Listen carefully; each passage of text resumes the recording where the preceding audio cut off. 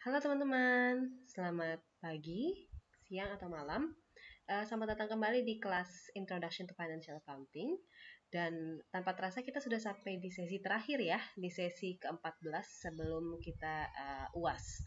Oke, seperti biasa kita akan membahas mengenai materi-materi di Introduction to Financial Accounting, buku dari Wagen, Kiso, and Kimmel. Dan sekarang kita melanjutkan dari sesi sebelumnya, yaitu mengenai Statement of Cash Flow. Dan kalau di sesi sebelumnya kita membahas mengenai metode tidak langsung atau indirect method, sekarang kita akan membahas mengenai direct method atau metode langsung. Oke, teman-teman, sebelum kita mulai, pertama-tama mungkin saya ingin bertanya dulu kepada teman-teman ya. Bagaimana kabarnya? Semoga tetap sehat dan juga semangat selalu ya, dan kita tetap aktif dan produktif. Oke, teman-teman, seperti biasa, kita akan memulai dengan pembahasan materi terlebih dahulu ya. Lalu berikutnya, setelah kita bahas materinya, kita akan coba bersama di slide terakhir dan juga dibahas melalui Excel. Oke, langsung aja kita ke PPT-nya ya, teman-teman.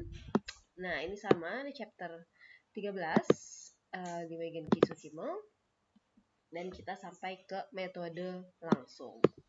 Nah, statement of cash flow itu sebenarnya teman-teman mungkin ada yang masih ingat, ada 3 aktivitas di dalam perusahaan ya yang ada di dalam statement of cash flow atau laporan arus kas, yaitu ada aktivitas operasi, investasi, dan pendanaan. Nah, kalau kemarin kita catat satu persatu dari masing-masing aktivitas, yaitu operasi, investasi, dan pendanaan satu persatu. Nah, kalau di direct method itu nanti kita kumpulkan terlebih dahulu dan kita convert ke dalam penerimaan atau pengeluaran kas. Nah, kayak gimana sih? Langsung aja kita coba lihat di PPT-nya. Nah, itu sebenarnya di direct method kita itu menghitung net cash yang diberikan oleh operating activities dengan menyesuaikan item atau item-item yang ada di dalam laporan laba rugi dari accrual basis menjadi cash basis. Ya, sebenarnya mirip dengan yang kemarin ya. Tapi kalau yang di indirect method itu langsung diambil net income-nya saja. Nah, kalau di sini kita coba satu persatu dari accrual basis kepada cash basis. Nah, itu biasanya perusahaan hanya akan melaporkan kelas-kelas yang utama dari resip atau penerimaan kas secara operasi dan juga pembayaran kas. Nah, lalu untuk major classes ini perbedaan di antara penerimaan kas dan juga pembayaran kas itu merupakan net cash yang diberikan oleh operating activities. Ini adalah kalau direct method itu kita lihat satu persatu nih teman-teman dari assets-nya ya. Ada mana yang increase dan mana yang decrease. Seperti ini dari assets property, increase 110.000 euro, land 120.000 euro, sampai dengan di cash dia meningkat 22.000 euro. Nah, begitu pula dengan equity-nya. Equity-nya ada peningkatan 20.000 euro. Retail Indonesia pun seperti itu hingga ada income taxes payable atau hutang pada pajak pendapatan, yaitu penurunannya 2.000. Ini nanti akan berhubungan dengan bagaimana kita menyesuaikan akun-akun yang ada atau item-item yang ada di dalam laporan laba rugi.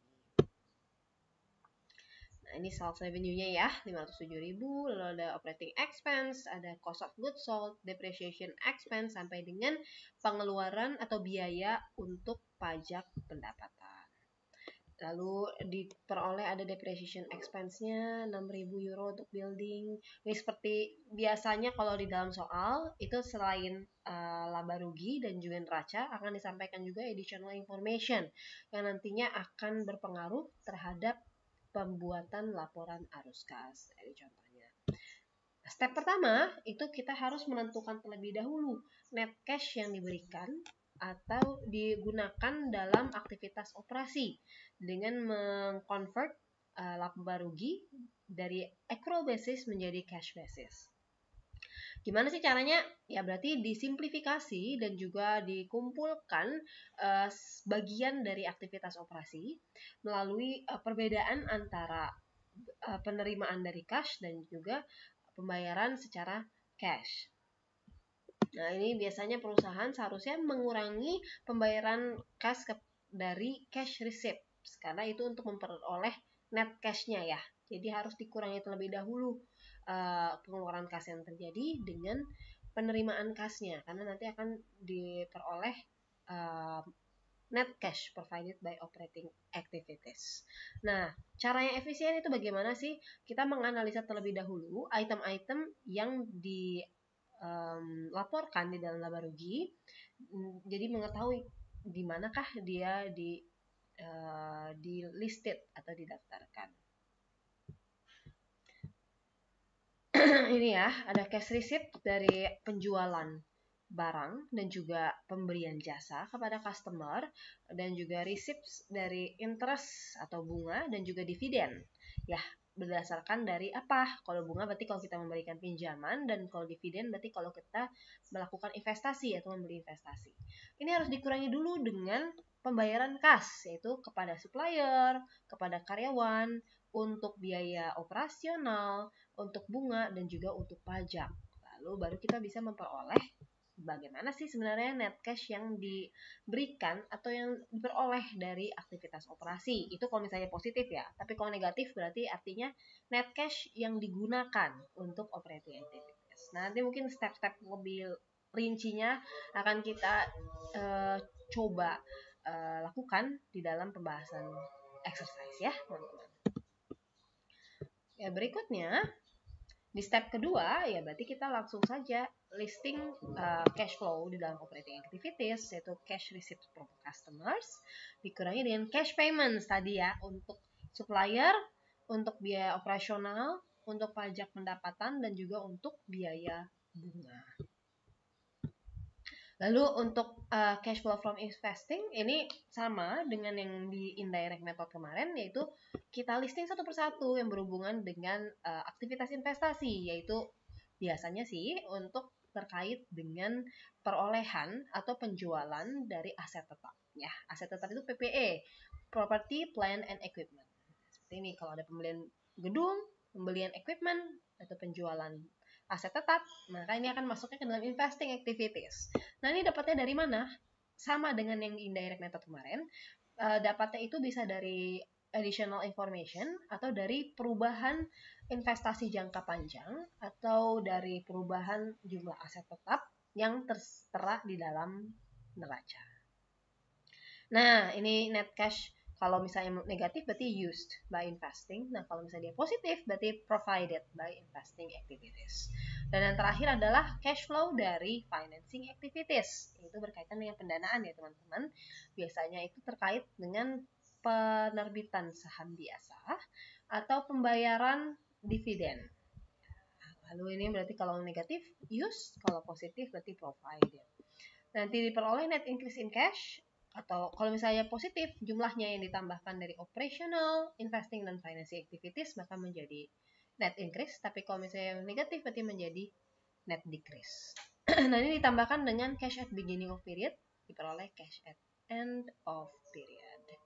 Oke, ini note kalau misalnya ada non-cash investing and financing activities. Ini tetap dicatatkan, tapi dia tidak dimasukkan dalam perhitungan net increase atau decrease dalam cash.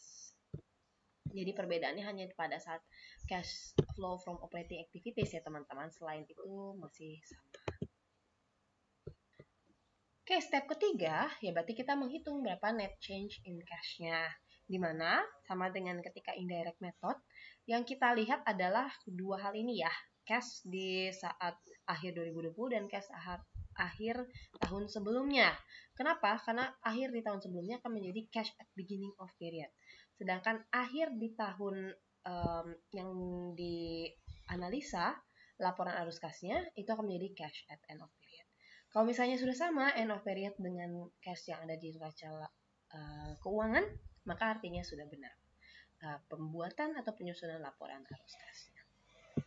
Oke, lalu T account. Nah, ini T account untuk bisa mengetahui ya perubahan cashnya seperti apa ya di operating, investing, dan financing.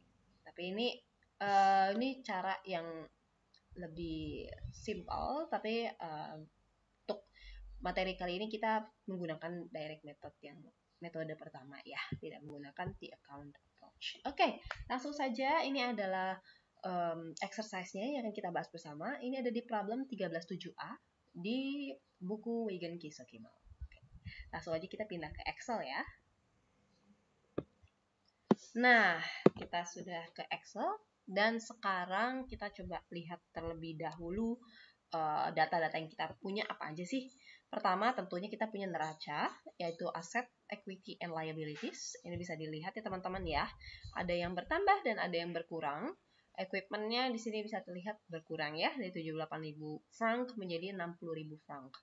Inventory-nya bertambah, accounts receivable-nya juga bertambah, cash-nya pun bertambah. Nah, ini yang menjadi yang perlu kita highlight ya teman-teman ya, untuk melihat apakah laporan arus kas kita sudah benar atau belum.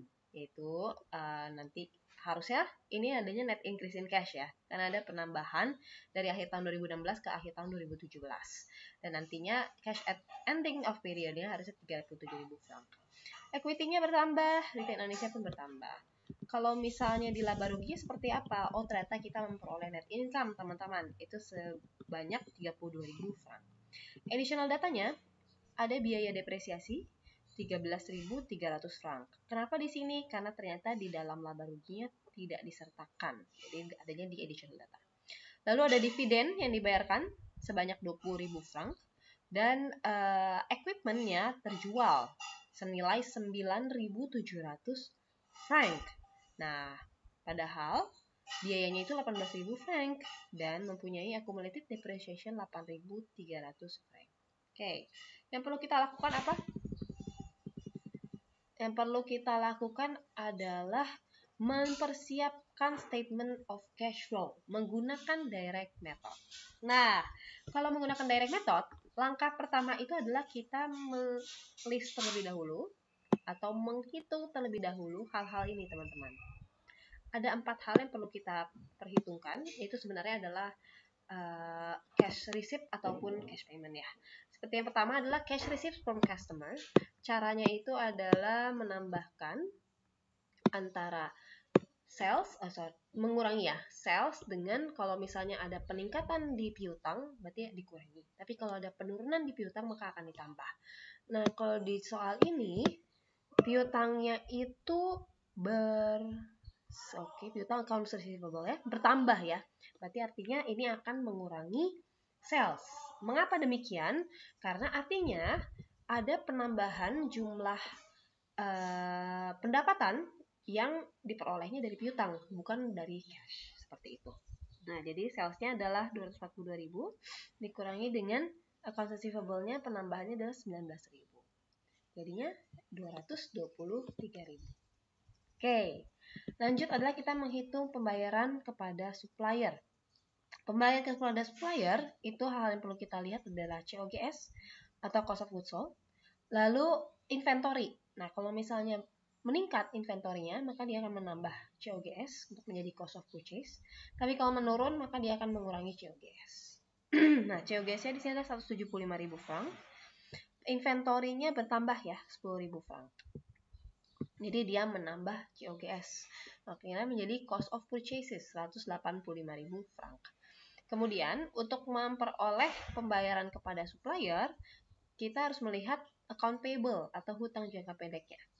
Kalau misalnya meningkat hutang jangka pendeknya, maka akan mengurangi cost of purchases-nya. Dan sebaliknya pun berlaku, yaitu kalau misalnya menurun hutang jangka pendeknya, maka akan menambah cost of purchase.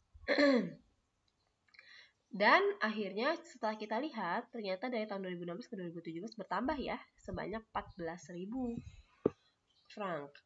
Oleh karena itu, ini akan mengurangi cost of purchase untuk menjadi pembayaran kepada supplier. Kenapa kemudian? Kenapa demikian? Karena artinya kalau ada peningkatan hutang jangka pendek, pembayaran kas, ada bagian dari pembayaran kas kepada supplier itu dilakukannya melalui hutang. Jadi tidak langsung secara kas kita berikan. Seperti itu. Nah, lanjut adalah pembayaran kas untuk biaya operasional. Ini yang kita perlukan adalah pertama operating expense tentunya ya ada di laba rugi 24.000 franc. Kemudian dengan depresiasi. Nah, ini depreciation expense ya, biaya depresiasi. Nah, kalau misalnya biaya depresiasi ini tidak ada peningkatan penurunan, tapi kalau ada biaya depresiasi artinya dia langsung mengurangi operating expense-nya ya. Itu adalah 13.300. Oke. Berarti cash payments untuk operating expense itu adalah 10.700. Nah, kira-kira kenapa nih kok depreciation expense malah mengurangi biaya operasional ya? Sebenarnya bukan mengurangi biaya operasional secara keseluruhan, tapi kas yang dikeluarkan untuk biaya operasional itu dikurangi kalau ada biaya depresiasi. Karena biaya depresiasi itu seperti yang pernah saya bahas sebelumnya, bukan merupakan uang yang kita keluarkan secara harfiah, tapi ini hanyalah biaya yang dialokasikan untuk penyusutan yang dikenakan karena aset yang kita gunakan itu berkurang nilainya sesuai dengan pemakaian yang kita lakukan. Seperti itu. Jadi cash payments-nya ini dari biaya operasional dikurangi dengan biaya depresiasi. Oke, terakhir adalah pembayaran untuk pajak pendapatan. Ini adalah kita pertama list terlebih dahulu biaya pajak pendapatan, yaitu ada di sini di laba rugi 8.000. Dan kalau misalnya di income tax payable-nya itu berkurang, maka dia akan menambah biaya pajak pendapatan. Dan ternyata di sini berkurang ya teman-teman, dari 8.000 ke 7.000. Ini 1.000. Ini pembayaran cash untuk pajak pendapatan 9.000. Kenapa jadi menambah? Karena artinya ada bagian dari hutang pajak pendapatan yang sudah kita bayarkan secara cash. Atau kata lainnya adalah sudah kita redeem. Nah, kalau sudah selesai kita menghitung semua cash receipts dan cash payments, langkah berikutnya adalah kita bisa masuk ke pencatatan laporan arus kas, yaitu di cash flow from operating activities. Cash receipts from customers, ini dari mana? Ini tentunya dari sini ya teman-teman, dari yang kita sudah hitung, 223.000. Lalu untuk supplier, pembayarannya bagaimana? Berarti sudah kita hitung juga sebelumnya, 171.000. Lalu cash payments for operating expense, dia 10.700 ya. Nah, ini mungkin yang tambahannya adalah untuk interest. For interest, ini kita harus melihat di sini, di interest expense, yaitu 3.000. Karena ini dianggap bahwa interest expense yang ada di sini dibayarkannya itu secara cash. Kecuali ada additional data lain yang menyatakan hal yang berbeda, yaitu interest expense-nya dibayarkannya secara payable atau secara hutang. Lalu income taxes-nya 9.000 ini diperoleh dari perhitungan yang kita tadi ya sampai dengan 9.000. Nah, lalu berikutnya untuk semua cash payments ini kita tambahkan terlebih dahulu yang untuk supplier, operating expense, interest dan juga untuk pajak pendapatan. Dan kemudian hasil dari penambahan cash payments ini akan mengurangi cash receipts dari customer. Dan akhirnya kita memperoleh net cash yang diperoleh dari operating activities karena hasilnya masih positif, jadi masih provided. Next step adalah kita menghitung cash flow dari investing activities. Itu maka yang menjadi sorotan kita adalah di PPE-nya ya, atau di aset tetapnya. Aset tetapnya di sini kita lihat di dalam neraca, dia ada di equipment saja ya. Untuk yang lainnya tidak ada. Nah, equipment-nya dia berkurang 18.000 franc. Tapi yang kita catatkan hanya 9.700. Kenapa demikian? Karena yang kita catatkan di dalam cash flow laporan arus kas itu adalah net cash yang kita peroleh dari penjualan equipment. Di sini berarti kita melihatnya di additional data, yaitu peralatan telah terjual untuk 9.700 cash. Nah, itu yang kita catatkan. Dan kalau investment jangka panjang lainnya bagaimana? Untuk soal ini belum ada ya. Maka dari itu investing activities-nya hanya sale of equipment 9.700. Karena dia positif berarti dia menjadi provided by investing activities. Nah, terakhir adalah dari financing activities, yaitu berkaitan dengan pendanaan ya, yaitu saham dan hutang. Issuance of ordinary shares. Ini berarti kita lihatnya di share capital ordinary yang ada di equity and liabilities. Karena dia bertambah menjadi 4.000 franc bertambahnya, maka dia menjadi issuance of ordinary shares. Dan positif ya, karena kita memperoleh uang dari penjualan saham. Lalu redemption of bonds. Redemption of bonds dapat dari mana?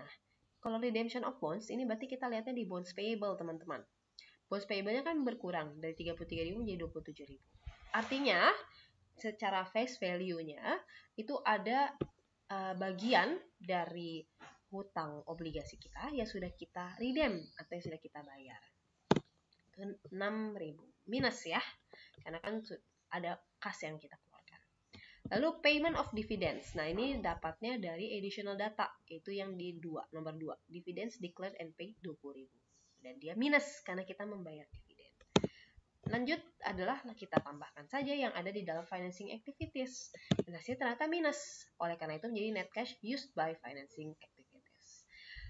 Lalu berikutnya kita hitung apakah penjumlahan dari operating, investing, dan financing positif atau negatif. Nah, kalau positif berarti ada net increase in cash. Ternyata untuk ini ada positif net increase in cash. Kalau kita masukkan cash at beginning of period, yaitu yang di akhir tahun sebelumnya, 20.000. Dan kita tambahkan 37.000. Apakah sama dengan yang ada di neraca? Iya, artinya sudah benar langkah yang kita lakukan. Jadi seperti itu ya teman-teman, caranya kita membuat laporan arus kas dengan metode langsung.